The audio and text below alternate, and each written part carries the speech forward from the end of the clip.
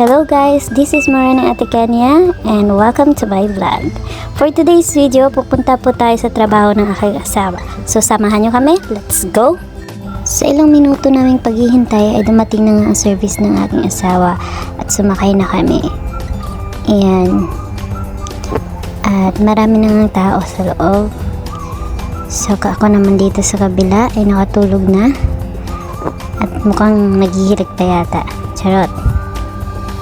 And after 1 hour ay nakarating na nga kami sa Pamis.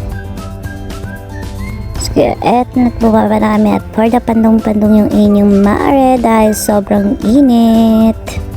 At summer na talaga dito sa Dubai. At papasok na kami dyan. So ayan, sobrang ganda talaga dito.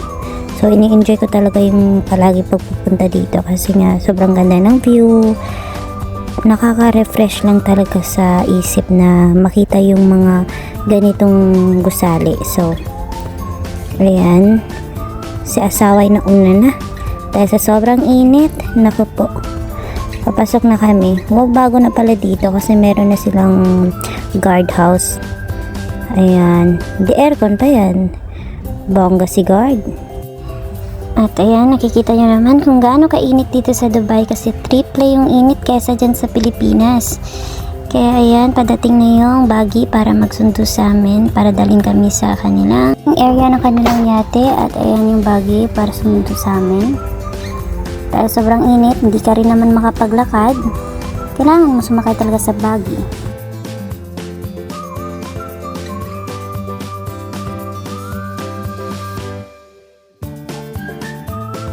Sa wakas, nakababa na nga kami at konting lakad lang ay mararating na naman ang parking area nila.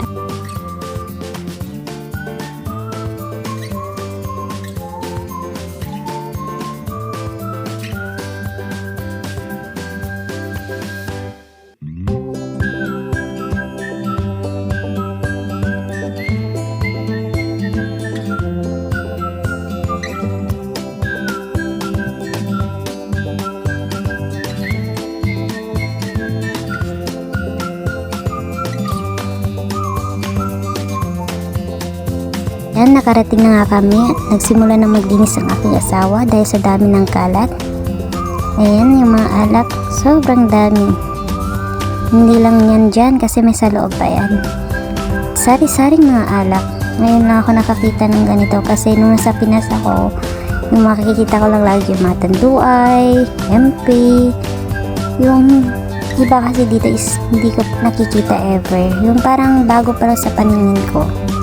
4 na oras ang nakalipas guys ay umuwi na din kami dahil kailangan na namin humabol sa Carliff dahil pag uwi po kami ng gabi ay matraffic na at baka gabihan na naman kami makauwi niyan. So ayan, for the lakad na ulit yung mga person. Alam niyo ba guys, unang dating ko dito sa Dubai nanibago talaga ako. Hindi lang sa temperatura, sa amoy, sa pagkain, kundi sa mga nakikita ko rin syempre yung matataas na building. Kasi nasanay din ako sa probinsya na nakikita ko puro bundok na lang, yung mga tricycle, nakamotor, pero dito mapapansin mo talaga is nakakotse. Masasabi ko talaga na ang yaman-yaman talaga ng Dubai. Kapag nandito ka na sa Dubai, mapapasabi ka na lang ng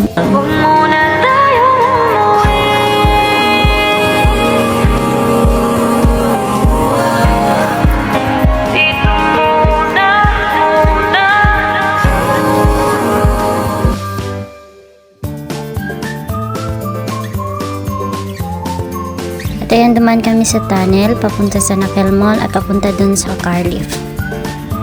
Ako naman todo push ako ng pintuan kaso hindi ko ma-open kasi mayroon palang dapat na access card dyan para lang makapasok. So dumaan kami dun sa dulo para lang makapasok.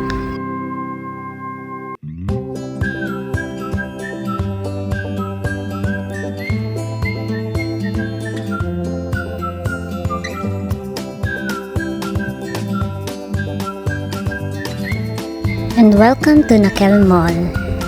Ayan, nakalabas na kami sa elevator. Walang katapusan na lakad na naman to.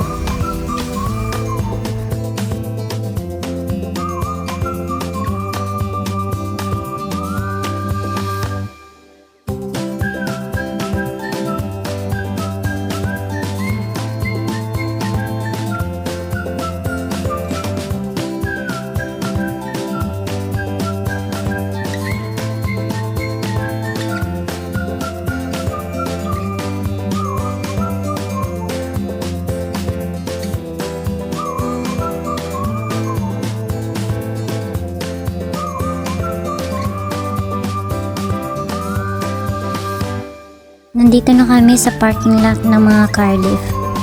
Ayan yung mga drivers. Kami going to for Dubai kami, kaya dito kami sumakay. At ako naman nauna na sa loob kasi ang asawa ko yung pumamba muna. San muna siya dun sa labas. At hindi ko napapansin na binibidyoan pala ako ng aking asawa dyan. Kausap ko yung babae na taga Kenya. And after 20 minutes ay umalis na nga yung Cardiff na sinasakyan namin.